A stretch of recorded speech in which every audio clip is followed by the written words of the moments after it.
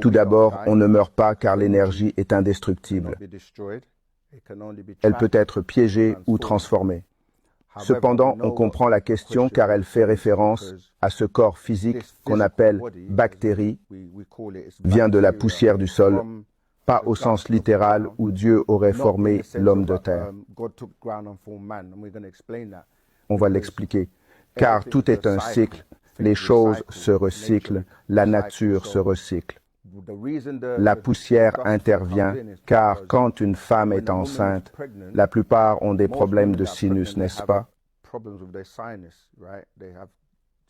Ces problèmes de sinus sont dus au fait qu'elles respirent la poussière du sol. Et l'être dans leur ventre à ce moment-là, comme je l'ai dit la dernière fois, c'est que le sperme remonte la colonne vertébrale au cervelet, s'active via la glande pinéale pour recevoir l'énergie devenant ce qu'on appelle l'âme. Quand cette âme grandit dans le ventre de la mère, la déesse créatrice, quand elle inspire la poussière du sol se fige alors et forme les membres avec cette énergie pure ou cet être éthérique qui grandit dans le ventre. Puis vous naissez évidemment comme un bébé avec des membres et tout.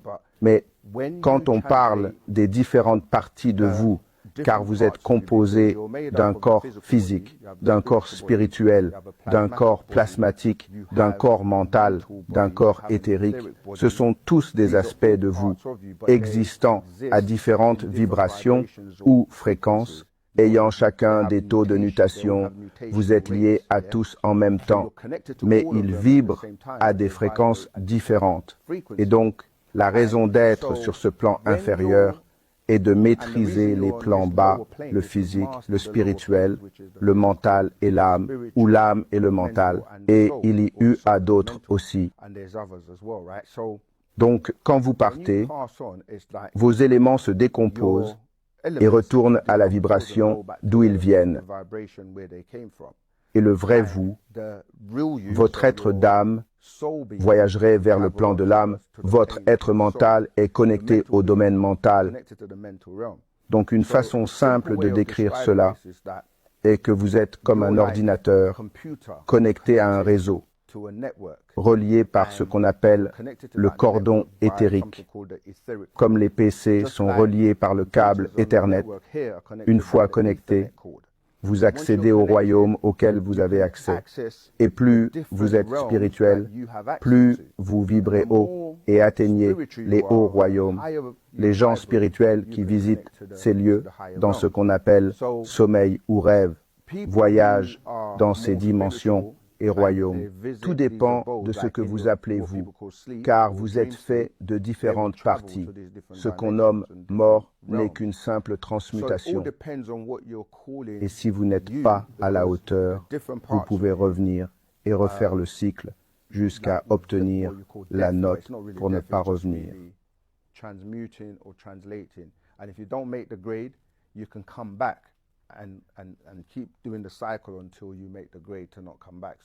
J'espère avoir répondu à la question de la mort, car en réalité, nous ne mourrons pas. Nous avons 24 cycles jusqu'à 24 000 cycles. Voilà pourquoi nous disons que nos ancêtres sont toujours vivants.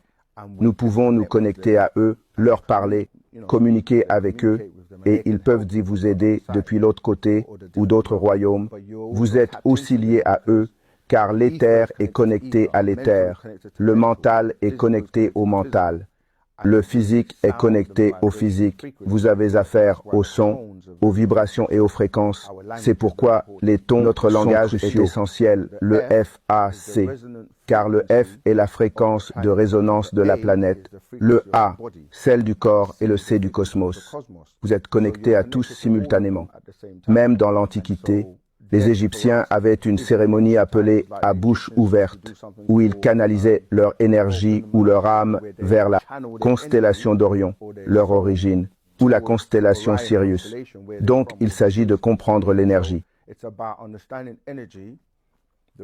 La raison de notre présence ici est de maîtriser l'énergie, comment la manipuler, la transformer, Au final, tu es un être énergétique, donc tu peux redevenir un être éthéré d'énergie pure. Mais même, la religion parle d'une vie après la mort sans expliquer comment y parvenir. Il ne parle pas de l'aspect scientifique ou spirituel de tout ça. Il parle de beauté de jardin, lait, miel, vierge. Ce qu'il parle, on peut l'avoir ici-bas. Pas besoin d'aller au ciel pour ces choses. Des jeunes filles aux yeux noirs. Voilà, ça tu peux l'avoir ici. Donc ces dieux sont encore physiques. Mais l'être suprême n'a pas besoin de choses matérielles ou d'émotions.